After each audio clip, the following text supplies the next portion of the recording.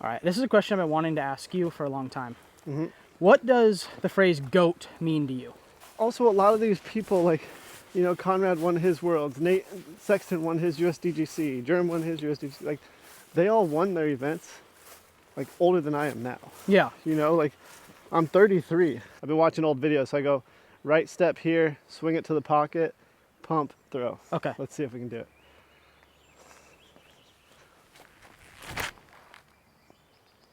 Yeah. Well, I think that worked. Yeah.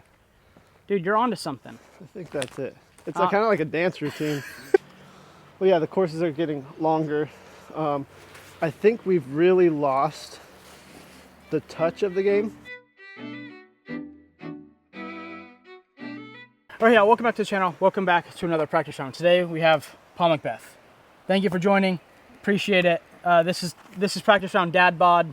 You're Sure. a dad, I'm not, so that's worse for me. But anyways, normal practice round. We're gonna play 9 holes. Ask Paul some questions.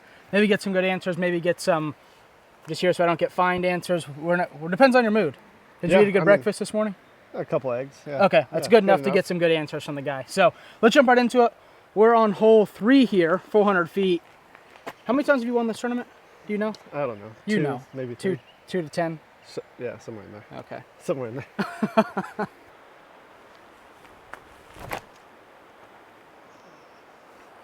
That's how you throw it OB right off the gate. That's Right out of good. the gate. That's not the Paul that I know. That's the warm-up, Paul. That's warm up Paul. Yeah. That's Wednesday morning dad bod Paul. Yep. Dang it.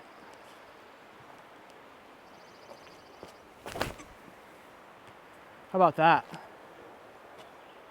I might need to turn the camera to see that one. Might need to turn it off.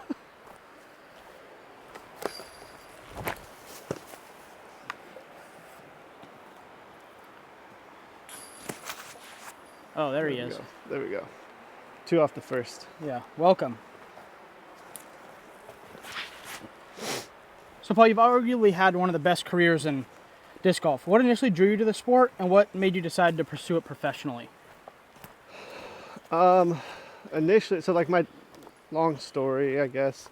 Long story short is my dad played disc golf. Like I've known about disc golf a majority of my life, I guess I should say, like as far as I can remember. My dad would take me and my brothers out to the course and we would just ride our bikes and he'd play with his friends. And that was like their laundry day. They'd meet at the laundromat, him and his friends. They'd do laundry and then they'd go play either Huntington, La Mirada, El Dorado, down in SoCal. So I picked it up myself, playing it a lot in high school. So that's really when I got into it, kind of a competitive outlet since I wasn't playing baseball at the time. And I don't know, I guess the competitive side drew me to it. And actually we had a junior league in the area. So I was competing against kids my age, which is really cool. And yeah, that's really what drew me to it. And once I found out I could play tournaments and then start winning money, that was like, I was a high school kid making money playing a sport. Well, a sport at the time. A hobby? Yeah. So I just was like, I'm gonna keep trying it, and just got really good at it and started traveling the country and then like the world. And I mean, how can I not want to do that? I mean, even if I played baseball, it's kind of a US sport, you know, it's America's game. But yeah, this is taking me places I never thought I'd be. That's sweet. And obviously when you say that you were competitive, I think that's a possible understatement. You know, it's fun. It's a challenge where I was challenging myself more than other people. Well, and the practice is like you're trying to better yourself and beat yourself at the same time. Yeah, I mean, I've spent weeks or months on the road with you before. You're not the most social person, so disc golf kind of gave you an outlet to be unsocial but still be doing something, right? Yeah. Which is one thing that like I know kind of made you enjoy it. You know, as you're able to be yourself, and you didn't have to be around others to get better. And exactly, if I'm just out here putting by myself, like looks like this guy's working his butt off, but really I just don't want to be around people, you know. Like, man, this guy's a hard worker, or he just really wants a break from everybody. Exactly. All right, Hal, thank you guys so much for joining. A few things really quick. If you go to infinitedisc.com to shop for your Drew Gibson needs, your finish line disc needs, or any disc golf needs at all, use code DG June 10 to save yourself 10% off your entire order. I'm sure there's plenty of Paul Mcbeth stuff on there as well. Head on over to GibsonDiscGolf.com to join our subscription box or any of our other things we might have for sale. Use code DREW to save 30% your first month subscription box. And then head on over to SquatchDiscGolf.com. Either grab yourself a Drew Gibson signature lure bag or use code DREW to save yourself free shipping on any bag on the website. Thank you guys so much. Let's get right back into the video.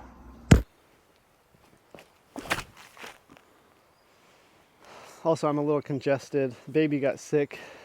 He gave it to me. That's baby stuff. Yeah, it's the first time actually like having something. Wait till they go to like daycare or something, then you're really gonna be sick. I hope we don't have to send him to daycare. That's pretty good. Yeah, that's a little baby shot down the middle. Let me throw one more. I'm trying to work on my routine. I don't have one right now. Okay, well show it to us. All right. I've been watching old videos, so I go right step here, swing it to the pocket, pump, throw. Okay. Let's see if we can do it.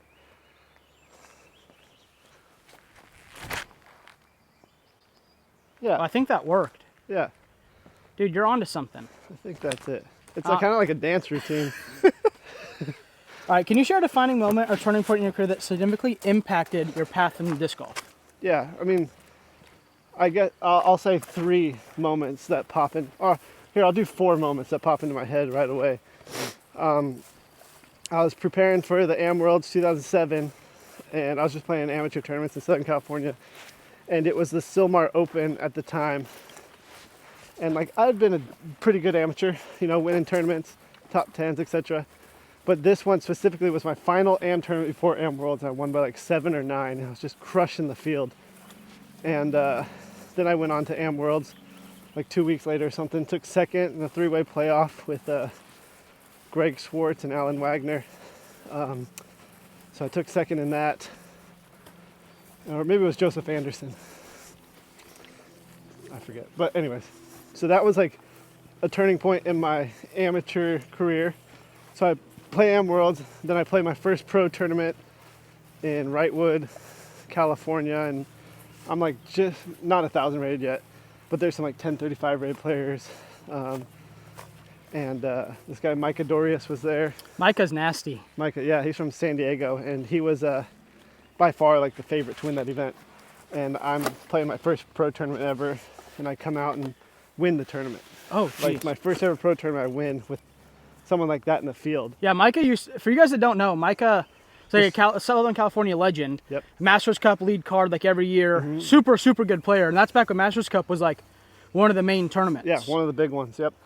So I win that one with him in the field, and that kind of cemented my place in the pro field there at in Southern California. But then like what really turned my career around was I was playing locally, but then I was still playing baseball at the time. So I started playing baseball after high school again. And I told my coach, like, hey, there's this one tournament I want to play. I've played every year. It's the World Championships for disc golf. And it was in, that time, it was in Crown Point, Indiana. So it was 2010. Okay. So Eric McCabe won. The year Eric McCabe won. So I drove out there. I hadn't played disc golf really. I was just focusing on baseball. And I go out there and take 11th place. Like not playing. So I was like, dude, like because I was just training so hard for baseball, I was like, if I put this kind of dedication that I'm putting into baseball into disc golf, like I could really do something with it. So I spent all winter focusing on disc golf and doing that. And then I went out and won Memorial right then and there, you know, first NT of the year.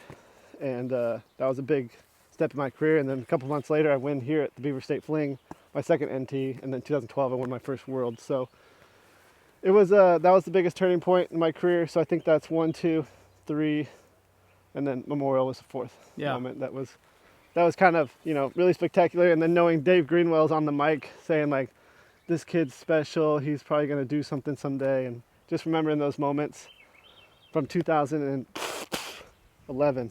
Yeah, it's crazy. 13 years ago. Yeah,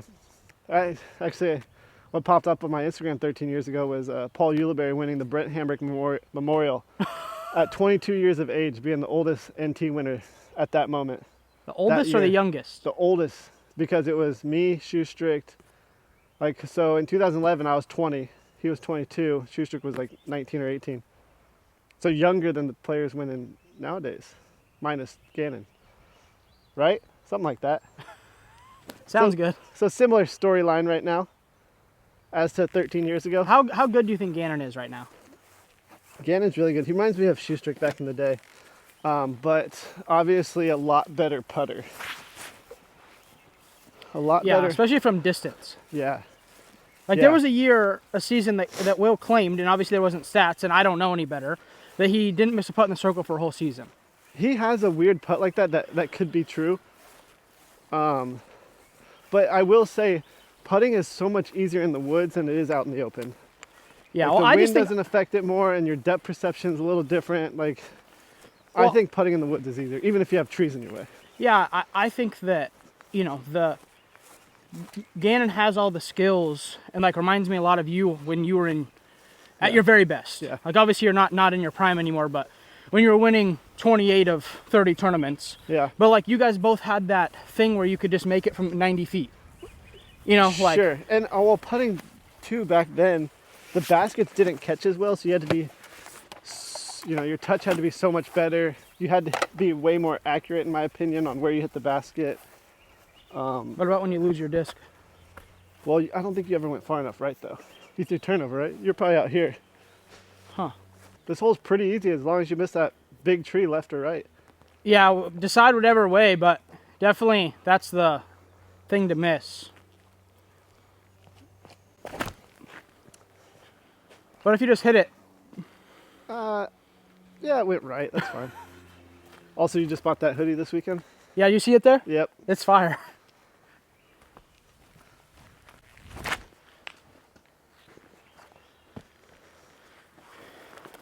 I actually don't hate that. All right, this is a question I've been wanting to ask you for a long time. Mm-hmm. What does the phrase GOAT mean to you? Goat? Well, I mean, the little definition, greatest of all time.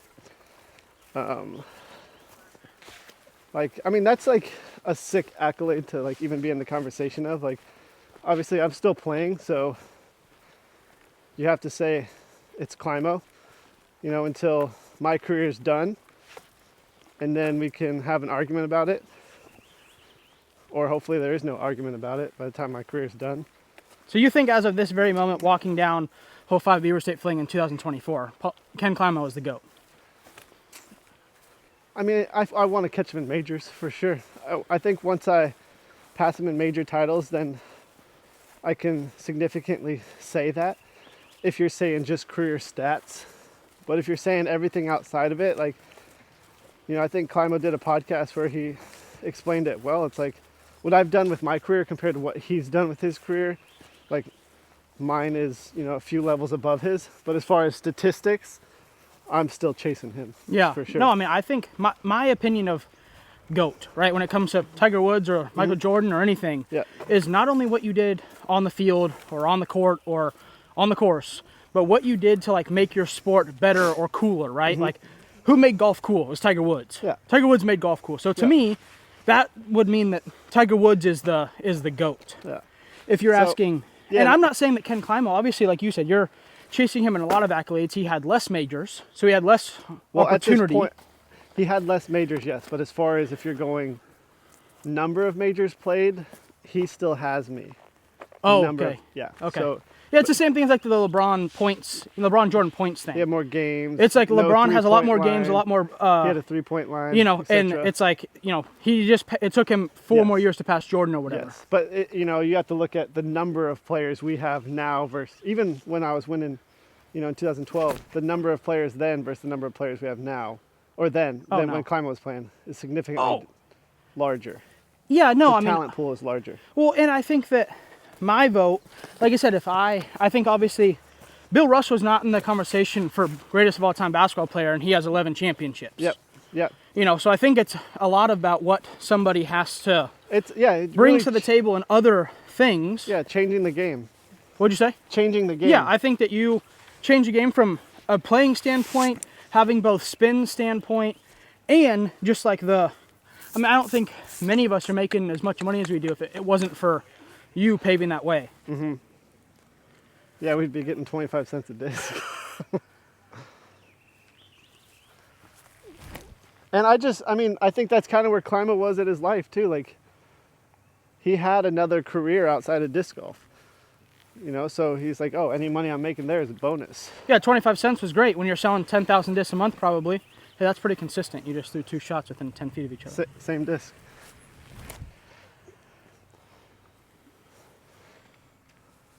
That's pretty good too. I'll take those. But no, I mean, like, with my foundation and I feel like what disc golf's really changed is, like, you mentioned a hobby earlier, you know, when my career kind of started, but like, I feel like we are a sport now. We have athletes, and there is like, no, we're not perfect. Like, same with golf. Like, there's some golfers that are absolutely jacked, and there's some that look like they just entered a bowling league, you know, and that's kind of, you made fun of this as like dad bods, but like, you know, I'm weighing more than I want right now, but I'm gonna work my tail off. I've been focused on getting my skills where I want them, and then I'm like gonna focus on this. Yeah. Well, and again, it's not. I mean, you see body types winning tournaments. You know, Avery Jenkins back in the day, you know, was the most in shape dude on tour by 1,000 and never won. I mean, Ezra Aderhold, you know, none of us will ever look like him. And I mean, how many pro tour major wins does he have? No, and it's just like, I mean, we have friends that are fighters. It's not the most ripped jack guy that wins. It's the most skilled. But it does help us for like a longevity and I mean, staying healthy and like staying in one piece is definitely a benefit of being in. And I mean, none of us would hate looking like Ezra. Oh, I would die to look like Ezra. If I died, I probably still wouldn't look like Ezra, actually. Yeah. But yeah, I was just curious about that question because I know that you're. I mean, one thing people, whatever they want to say about you, I've known you for a long time, traveled with you, went to different countries with you, very, very humble. So I wanted to hear your actual take on like the GOAT conversation from a standpoint. And I like the standpoint that you're stating of like, hey, I'm not done. Yeah. You know, it's hard to vote for yourself when you know that there's more in the tank and you're striving for more. And well, also a lot of these people, like, you know, Conrad won his Worlds, Nate Sexton won his USDGC, Jerem won his USDGC, like, they all won their events, like, older than I am now. Yeah. You know, like, I'm 33, but they want to put me in the category of, like, Yuli and Sexton, and, like, those guys are, like, 36 to... Yeah. Germs can play Masters. Like... Yeah. Yeah, no, I mean, I think that... I mean, for MPO, you're my favorite player. Like, for the same reason I like Jordan and I like LeBron, just like you've changed the game, like in a time where I was also playing it. So it's like, if there's someone... I've earned your respect. Yeah, like reaping benefits from your hard work and you setting standards of how disc golf companies pay people and all that. Like, you're the guy that I look up to. Of like, you know, I get my paycheck and I'm like, oh, thanks, Paul. You know, like, and it's like, I say that with honesty. You know, like you went out on a limb, you took risks, you switched companies, you know, hashtag make moves, you know, like you did all of that. And that's something that what'd you say? Took some risks. Yeah, it's like that's something that I look up to. Yeah. You know, and it's the same kind of on a much, much smaller level. I remember when I went open bag, people, I mean, I think even you text me like, hey, what the hell are you doing? You know, like, but it's worked out and I've like made it happen. But I think that like you've done the same thing where you obviously were in a good spot with Innova. You know, you had everything rolling, everything you needed, everything you wanted. And like from the Mcbeth that I know, you know, especially knowing your story as well as I do, you know, we're happy with where you were with Innova. You know, you're like, oh, hey, I've made it much further than I thought I would. Yeah. And you still took risks and decided to, you know, obviously elevate the game to a level that I'm not even sure many of us even knew it could get to. Mm-hmm. Well, and so quickly. Yeah. I mean, everything kind of just came together at once. You know, I switched to Discraft, had the year of 2019, which is like probably one of the most underrated years of my career.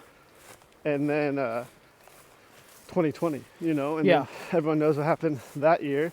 You know, COVID, everything was shut down, and then disc golf just, I shouldn't say it hasn't been the same. Like, it grew an insane amount, but I think it really changed the pro side of disc golf because there were a lot of things that pro disc golf wanted to do, you know, with ticket sales and finding other ways to get money into events. And COVID kind of allowed that because you couldn't have an obnoxious amount of people at the events. You had to limit it. You know, sometimes we played without fans. Yeah. So. No, I mean, I remember that. It was a weird year because it was like we were out there doing our normal thing, you know, showing up for our tee time, making 50 footers, and it was like crickets, you know. It felt like a practice round. And everyone had on their mask, and everyone, you know, it was like, then it was an argument of, oh, did you wear your, you know, it's like, oh, you guys have to do this, and it was like a weird year, but overall, great couple for years for disc golf. Yep, you know, like if there's anything we could take positive out of that bad situation is the fact that we ended up like having a better game and a better sport and a better job because of it. Yeah, and now it's like we need to not scale back, but not think that things are going to grow that fast again. Well, we need another boom, for example, whether it's, you know, because, I mean, be curious to get your take on this. You know, Brody and COVID kind of happened at a similar time. Yeah. You know, and people didn't know whether to, who to kind of, I guess the word would be thank. You know, because I see a lot of things still, oh, Brody, you know, grew disc golf so much or brought so many people. And of course, I mean, eyes are people. You know, how many of those people are not related to COVID also? You know, maybe you know. I don't know, but it's definitely those two things simultaneously happening.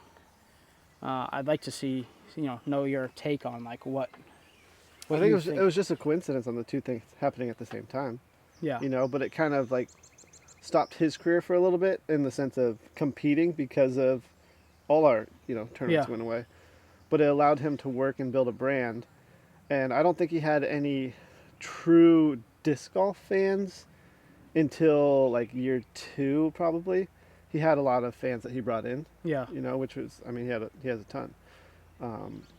So I think he got his respect year 2, but he brought his fan base year 1. Yeah, like they were buying his stuff and, you know, hey, buy the zone, buy this. And that's cool. I mean, it's cool that there's people able to open the door that wide for themselves to succeed in our sport. You know, you go to anything else, you know, and you want to be a UFC fighter.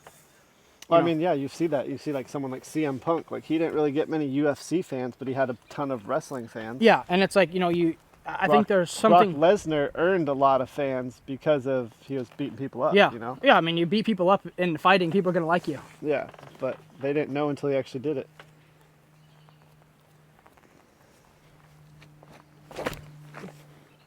Jeez.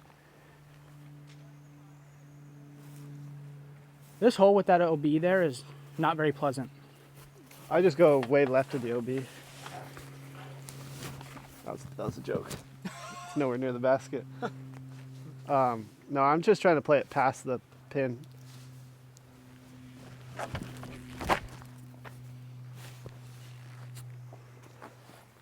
But you got to turn it a little bit more than that. That's in the OB. Also, these things get sweaty, man. If I make this, you got to come film where it's at.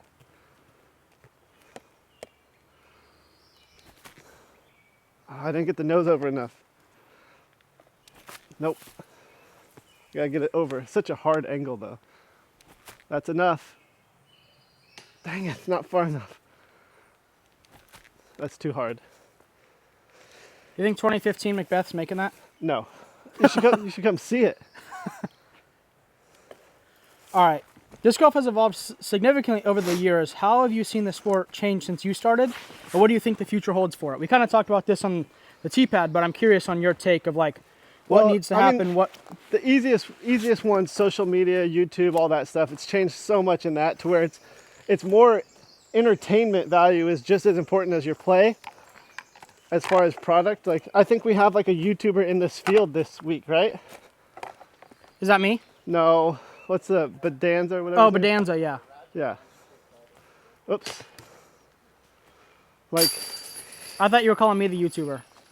No, you gotta get views, man.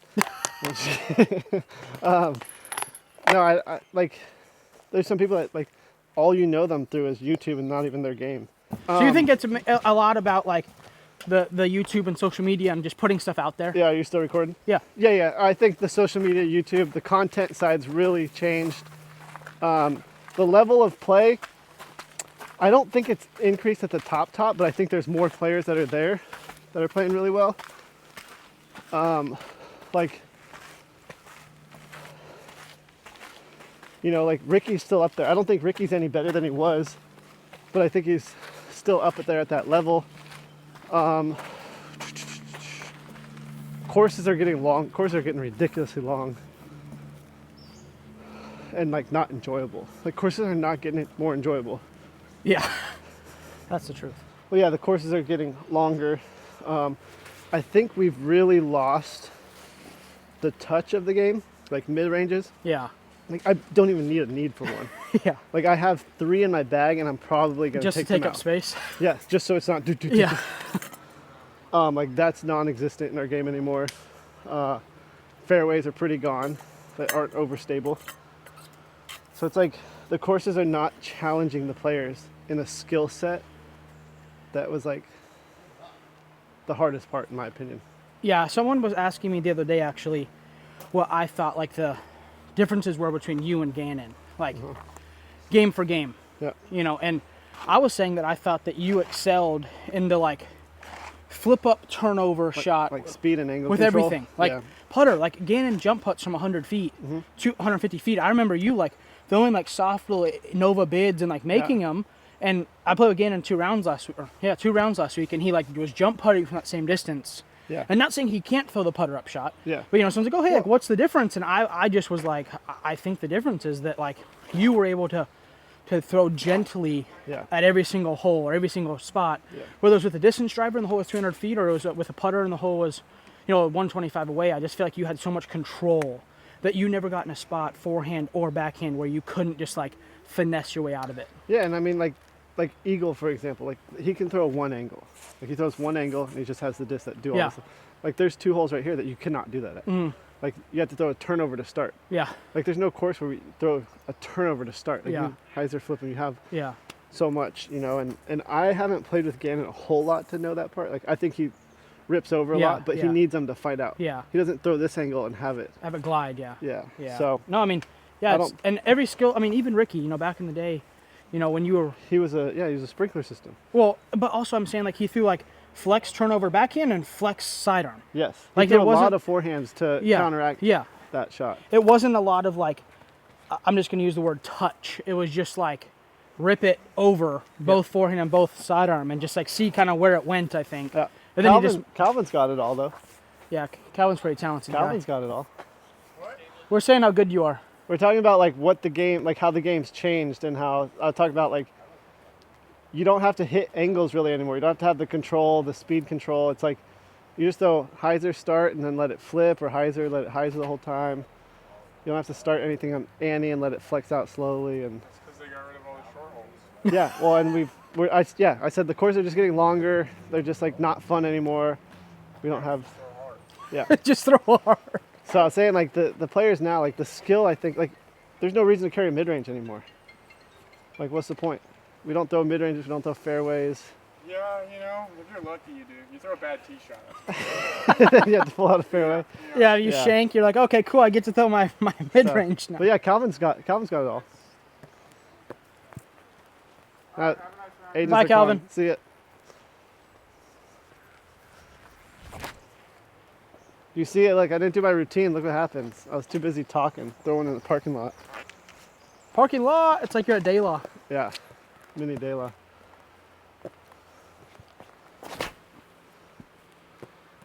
What are the odds you're actually trying to hit that gap there? That one? That's where I'm trying to go. You're just trying to hyzer it way out there? Yeah, I'm trying to go Okay. through that gap, and the straighter it pushes, the best. But Gotcha. I'm literally trying to just like get that putt to the left. That is not what I'm trying to do either. I don't really see a better option on this hole. It's grown in so much. Well, the fact that we're throwing on tee pads that are covered in moss is pretty cool. You don't like moss tee pads? No. Hey guys, June 7th, Cactus Rock opens. If you want to I'm go pretty sure. support, Check the Instagram, yeah. support Paul and Dylan's other project. Or or if you want to go play a sick course. Yeah, that too. If you want to go play a sick place, go there. A super Paul, you've won 17 major championships. Which one's your favorite? Should I just say Tom Brady's answer is the next one? Favorite though?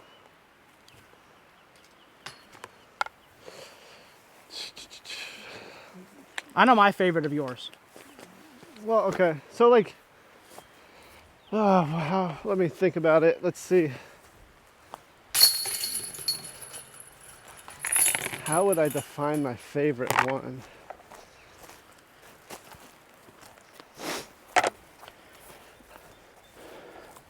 I don't know if I have a favorite. Like, there's some that are memorable more so than others. Is it recording from here? Yeah, still? you're good.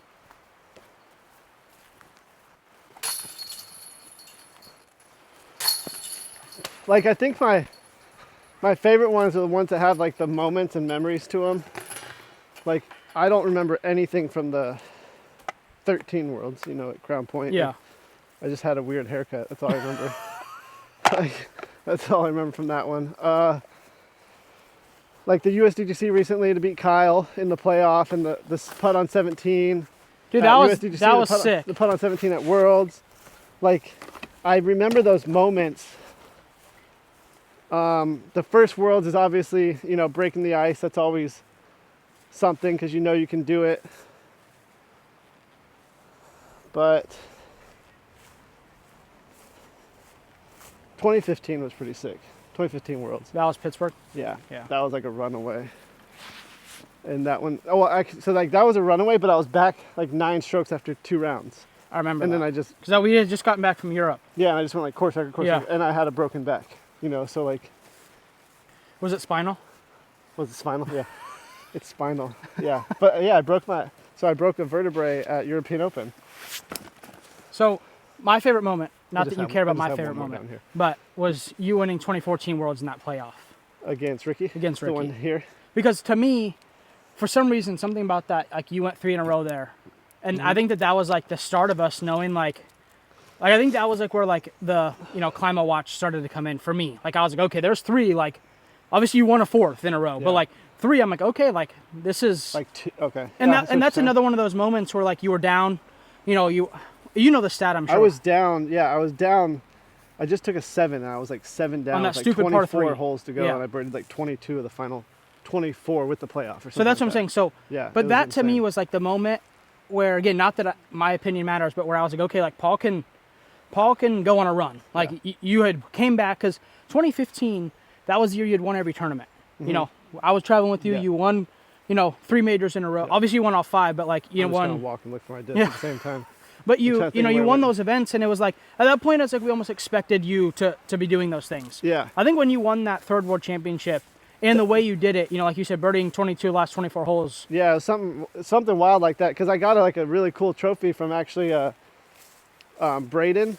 Yeah. You remember Braden? Yeah, he gave me one when I won Vegas. Yeah, like a custom made trophy from Zimbabwe, and he's like, dude, if you come back and win this thing, I'll get you a custom piece. Dude, it's like 2.5 feet tall. That's solid insane. rock. It's insane.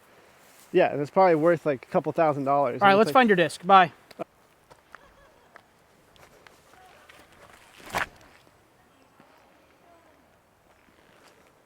That was a good rip, eh? Oh, it felt decent. All right, mental toughness is crucial in any sport. How do you stay focused and manage pressure sometimes from start to finish? Focus. It's hard. Focusing It's is hard. definitely hard. Yeah, Some kids need like drugs to focus. I'm sure. Dude, it's such a weird skill because I know like I would do random little things throughout the day. Like I'd go to the grocery store and like this was back before self-checkout was a thing.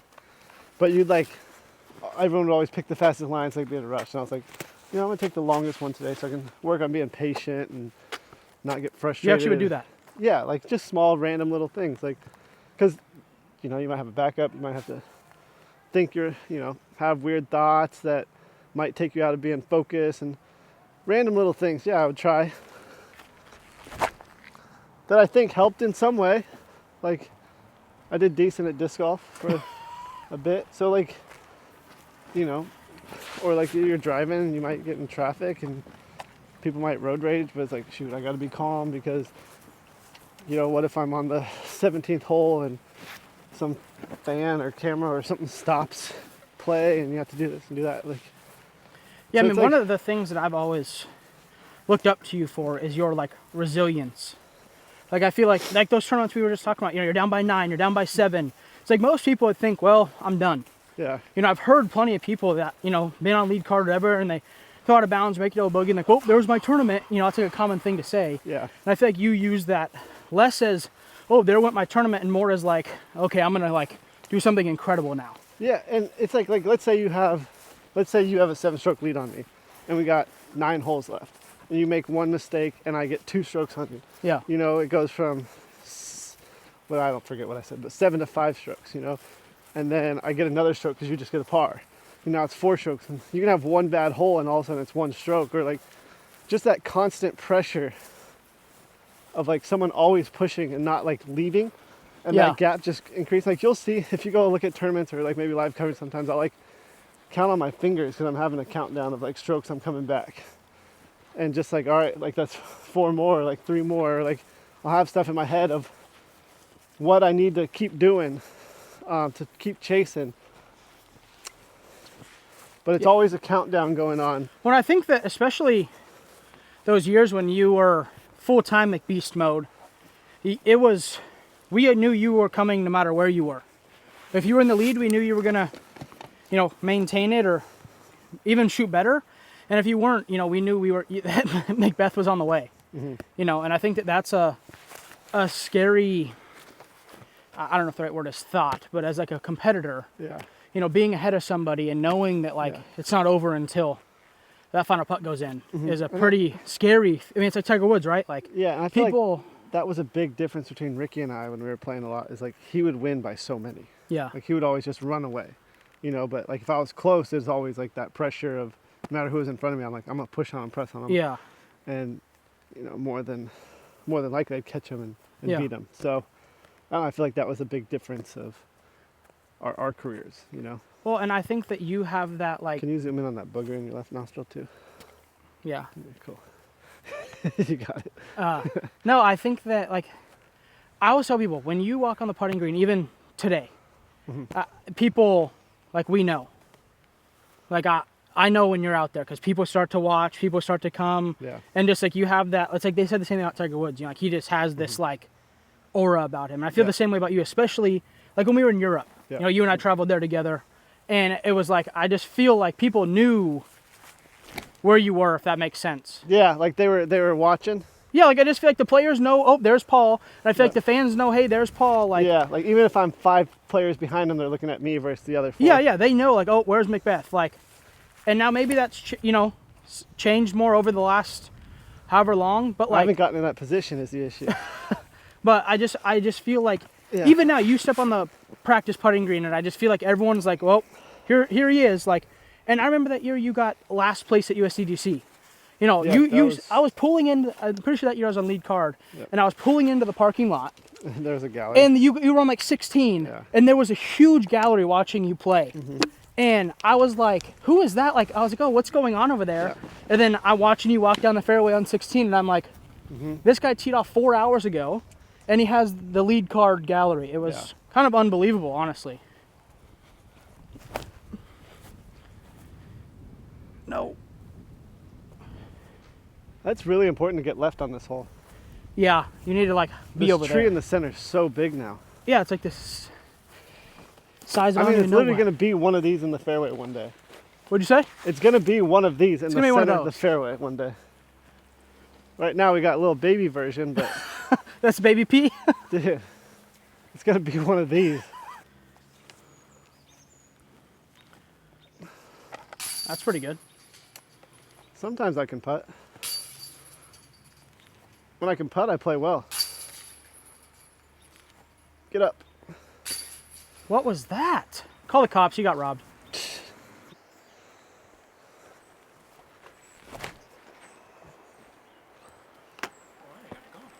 Oh, shoot.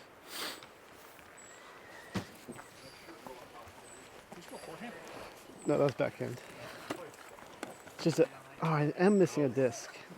What are you missing? My vulture. From where? I'm not good enough. Hole 2? Your second up shot on. We'll go grab it. I have 2 of them, but it'll probably come back. I thought my bag was a disc light, but I couldn't think of what disc it was. Means you don't need it. It's because I have 2. Oh, that's in the river. Hit that tree. Hope you brought your kayak there, Chief. I'm really good at talking and shanking at the same time. All right, so you've obviously been involved. You have the Paul Mcbeth line of discs and designing discs. What goes into that for a player like you? So when we started, I used to just like draw like disc wings and stuff like that. And like what I think would be like aerodynamic, what's been done, what hasn't been done, what I think can be changed, blah, blah, blah, blah. And then kind of like, because I went to school, Like my grandfather was an architect, so when I was in school, we used a lot of AutoCAD, which is very similar program to what they use now for disc design. So I kind of like know how all that stuff works. And what was actually really cool in school is we had a wind tunnel in my classroom, so you had like the smoke and whatnot. Really cool. Anyways, so I kind of have an idea of how that works. So when we first started doing the discs, we kind of went that route. And now that I'm on the road, because with COVID, I had a lot more time to do that stuff. Now we kind of go off some molds that we've designed and kind of start to tweak them. But yeah, it's kind of, before it'd be like we'd make multiple molds and we'd tweak them, but now it's kind of like we're one and done with a lot of them. So you got it like down to a science now. Mm-hmm. Yeah. So when you're designing these discs, are you only having Paul Mcbeth in mind, or are you trying to, I mean, obviously like the initial Kong is what I like remember it as. Yeah. Turned into Zeus, right? Yep. Okay, but that obviously is like not that you don't use it, but that's a pretty like beginner friendly distance driver. I'd say it's actually more advanced. I want to use it more, but I don't think I've had the right run for me.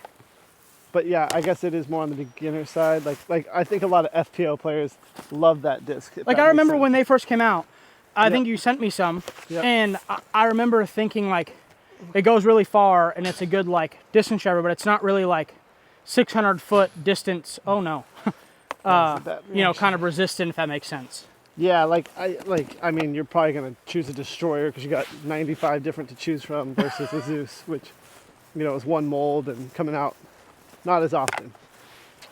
So it makes sense on like a touring pro. Yeah. But people that are buying them, like a Zeus is probably a better option.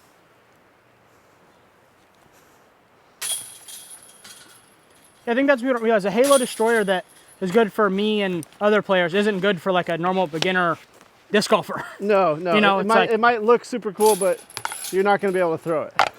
But like the Kratos, for example, like we've talked about having a beaded putter for a long time, since the beginning, when we came out with the Luna.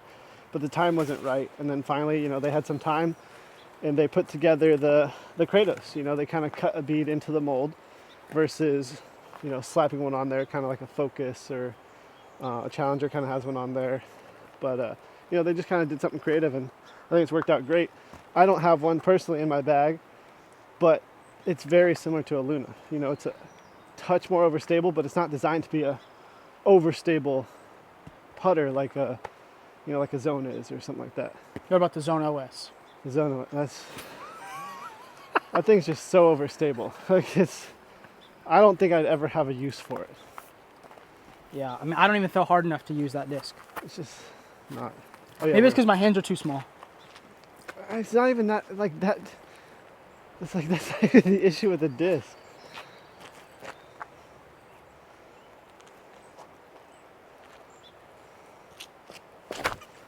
Is that good? If you had big hands, it would be. Gosh, little hand problems. Crap, man. Get in the basket. Oh, we're shredding this hole. We gotta throw another one. What is happening? I don't know why I tried to start running up from where the camera is. That makes no sense.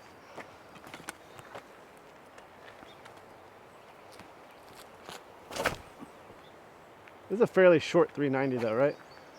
From what I recall. Oh, yeah, you just kind of get it up there, it'll be. Why am I going so wide? One more.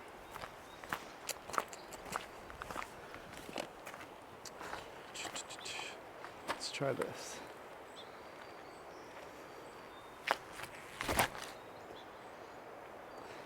All right, now if I actually threw that, it'd be in the circle. Now All right, so disc golf sponsorships, endorsements, new companies coming into the sport. You've kind of led the way with that for the last decade or so. What do you think is coming, and how do you feel you've impacted the sport with the offers that you've gotten? Obviously the biggest sponsorships in disc golf are disc golf companies right now. But I think, two things. So I think a lot of players don't realize the privilege we have of sponsorships. Like, that means a business wants to put their name behind us. And people think it's a right when you play disc golf. Like, you deserve to be, sponsored by Discraft. You deserve, like, Innova should have to pay you, blah, blah, blah, blah, whatever. But it's not. Like, that's a privilege we have to have a sponsorship. So with that said, their businesses at the end of the day. It's up here by the basket. Oh. But yeah, at the end of the day, they're businesses. Like, their job is to sell discs or sell whatever, whether it's watches or hats or whatever. Like, their job is to sell their product. And the reason they're sponsoring people is because they think that person is going to sell more product than they're paying them. Like that, and they're going to bring more business to their company. So until we have that in our sport where, the athletes are bringing in more attention than the company's willing to spend, we won't have big sponsorships. Like, what is someone going to sponsor me with right now outside of disc golf? Well, did chess.com reach out to you personally, correct, or no? So that's like YouTube sponsorships. Like, originally it was like ad sponsorships. And they are, like, the two people are like disc golfers. They love disc golf. That's their passion, and they sponsor that event. They didn't pay me anything. I didn't get any money from it. They sponsored a tournament, which they felt was going to help chess.com.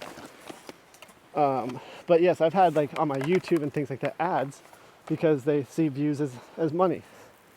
But as far as a player, like as a competitive, like putting chess.com on my back or AG1, that hasn't attracted them yet. So I don't know. I think something like Gannon or I think AB right now is probably the biggest, probably has the most potential right now. Who do you think that he would attract the most? Like, what kind of brand do you think would be good for AB? He'll probably do some kind of modeling stuff. Like, honestly, like, he's like 6'4", 6'5", good-looking kid. Someone like that's probably gonna want him on there. Like, he's gonna sell clothes. He's gonna sell that. He's a college dropout. Here we go. He's. I'm gonna call him that until he finishes.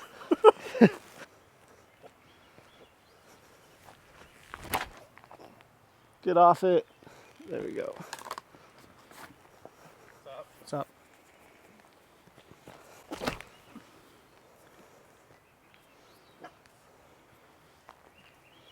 All right, Paul, disc golf is growing globally. What advice would you give to aspiring disc golfers from countries where the sport is still developing?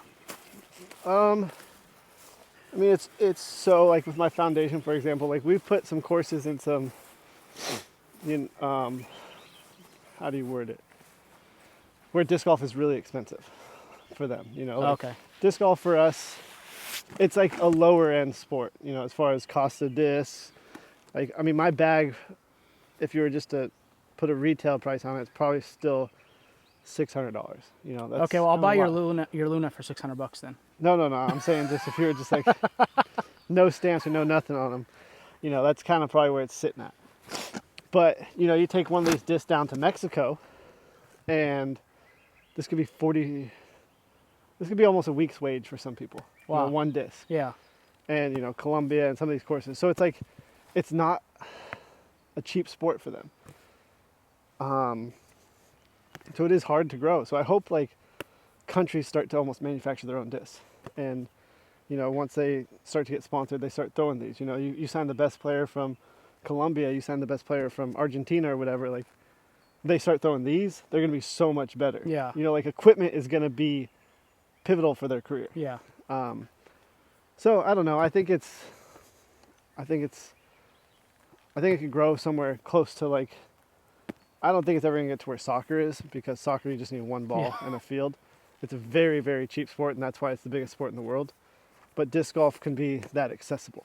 Yeah. So many places have land that aren't major cities. Yeah. Like, I went to London 2 years ago. They have, like, no green space. They do have a couple courses, but, like, so hard. But some of these countries have so much green space that they can discover disc golf, and they can play the trees, they can do whatever. But I just think we have to get disc golf to these places. So with your foundation, how many? Obviously, you've already impacted a bunch of people. Obviously, very positively. how do you continue to push the envelope and give those people access to, obviously not just a course, but you know, when you go to Columbia and you make a course, do you leave 1,000 discs there? How do you kind of help them make it more accessible versus just like building something that then they have to spend their week's wage to play So it? like with the foundation, it's like we have to find places that are going to be sustainable. We don't want to just throw a course there and hope it does well. You know, we want it to be sustainable, so we'll continue to get donated discs. Like people that donate discs is always great. Financially, you know, if people are donating money, that's great because we can use that to buy discs. We can use that. So how could to someone install donate plastic. discs to your foundation? I would say right now, email whatever email's on there, whether it's Zach at Paul Mcbeth Foundation, Dustin at Paul Mcbeth Foundation. There's a couple. Okay. But then they might give an address. I don't know our exact address. But yeah, then we'll have people that are going on these trips, whether it's to the initial project or whether it's to check up on them later. They will bring suitcases of discs and leave them there with the course, because we can't sell them. We're not going to sell them, obviously, but like that's when you get in trouble with customs and crap. Yeah, no, but that's what I'm asking. Like if you're like, hey, we're building a course in this XYZ place, and you're like, hey, cool, we're gonna build you the course, and we're gonna leave you 500 discs to distribute to people who are interested. So, for example, how it works right now, if like the Mexico project, we'll just go with the first one. We went down there. We had the baskets donated by Dynamic Disc, and they donated a bunch of discs. Okay. So they donated a bunch of discs, and we left those there, and we let them do whatever they want. You know, they didn't have enough players to give them all out, so what they did is they kept some for prizes for when they start running their leagues and things like that. Oh, sweet. With the kids, and you know, that way they have prizes to give away. And then a lot of discs they kept to sell to like pay to keep their place clean, pay to do their tee pads, pay to do that. So they were able to, you know, use that as maintenance money as well. Well, that's sweet. I mean, you guys are obviously doing a really good job with not only growing the sport, but going back and making sure that it's maintained and making sure that people are getting discs, and you know, you're doing a good job of being a good steward of the game, and that's why you're the GOAT. Well, thank you. But yeah, we want to make sure we do a whole checklist, because we would hate to install a course and it get uninstalled. Yeah. And you know, the next project coming up is New York City. Oh, really? I'm flying out to New York City next week for the grand opening of that one, which of course is installed, but I mean, to have one in between Brooklyn and Queens is insane. You know, it's been something, disc golf's been in the country since the 70s, and we don't have any courses in New York City. Yeah, that's insane. Well, good job on that. That's a good achievement. Yeah, that's the biggest city we've been in so far. Best birdie of my life. Thank you. This hole is fun.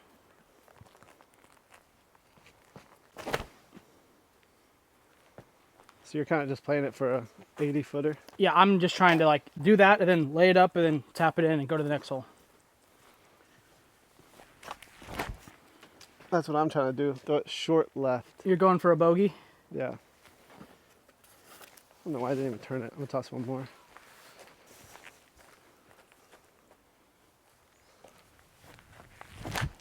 Yeah, slip right out of your hand. All right, Paul, looking ahead, what are your goals and aspirations for the next phase of your career, both on and off the course? Right now, I just want to go out and win tournaments. Like, that's my goals. I want to get that first one, you know, because I haven't won since PCS last year, and then I got hurt the next tournament. So I want to come back, win tournament, win another tournament, win another one. Just Win keep about winning 10 more. tournaments. That's what I want to do right now. Like, I have stuff in place. You know, obviously I have a family, I have a wife, I have a kid. Baby P. Yep. Like, that's a big part of my life. But I want to win tournaments so he can see me win. Like, that's what I want to do. I want to, like, win a tournament. And Like just, 2019 Masters Tiger. yeah, but his kids were older. But yes, I want to do that as long as they allow me to. Who's they? Hannah and Pablo. Okay, well, Yeah. I think that they'll like you winning too. Yeah.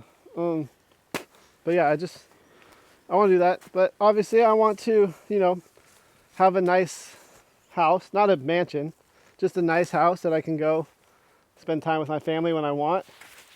train when I want, play when I want.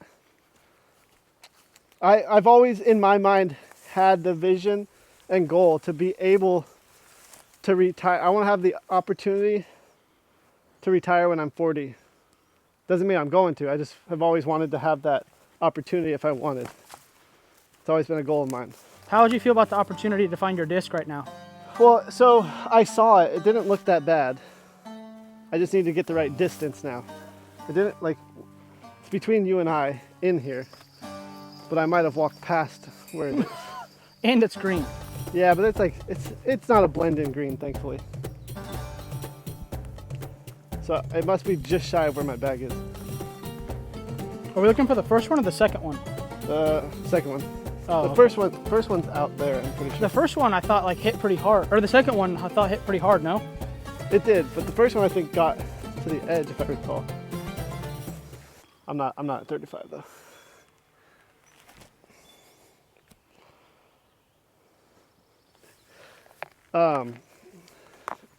Yeah, but like for my career too, I'd love to like get into the agent side of stuff and like help players get money. I think that's like a fun second career in the sport, because financially, like, disc golf is hard, you know. It is. I mean, I will say, like, I have a great contract. Like, I'm thankful for my contract, but they take literally half of it due to taxes. Like, Yeah, but also because we're independent contractors. you earned your, Yeah, I've earned it. Sure, you know, but- like being thankful is obviously great, and like, but like you earned every single cent of what you're. Yes, that's a You great know, way to look at it. Like it's not. But it is not. No one as- gave you a gift. No, but it's not as much as people think, because, you know, if my career, let's say my career ends at the end of my contract. Yes, I made 10 million, 10 years, which realistically is a couple million. Like, that has to extend my whole life Yeah. if I don't have another career. You know, like, obviously I can go work and stuff, but like, I'm milking that big money, and I don't have any job expertise in whatever, you know. Like, if I work in disc golf, sure, I might, but if I don't work in disc golf, I'm kind of starting down here. Oh, you weren't even in frame. You were so low.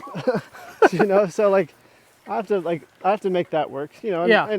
and you know, you can invest the money, but investments aren't always positive. Like, they don't always work out. You can lose all your money. Yeah, the stock market's cost me a lot of money. So yeah, so you know, I want the opportunity to retire, but I also don't think I'll just do nothing.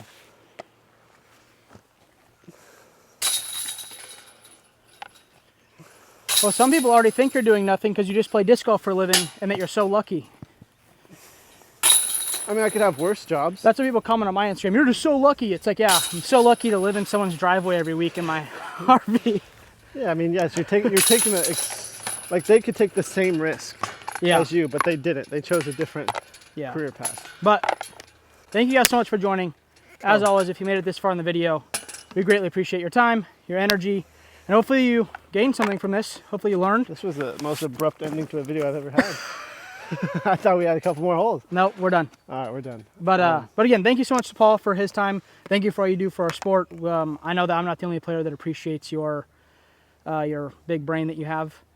And hopefully we find your disc over there on hole 2. Do you have anything for the people? No, thanks for watching. Thanks, Drew, for having me. Thanks for bringing great questions that aren't asked too often, so I appreciate that. And then also, you're watching this now, Friday, the day Beaver State Fling starts. Paul has a disc dropping. Yep, I have a cloud disc dropping. Well, let's see. There is definitely a video dropping about the disc, which I hope the disc drops Friday. Okay, so not sure. hopefully the disc comes out Friday. Yeah. Make sure to pay attention to Paul's socials, YouTube, all that stuff. It's going to all be linked down below. Thank you guys so much for watching. We'll see you in the next one.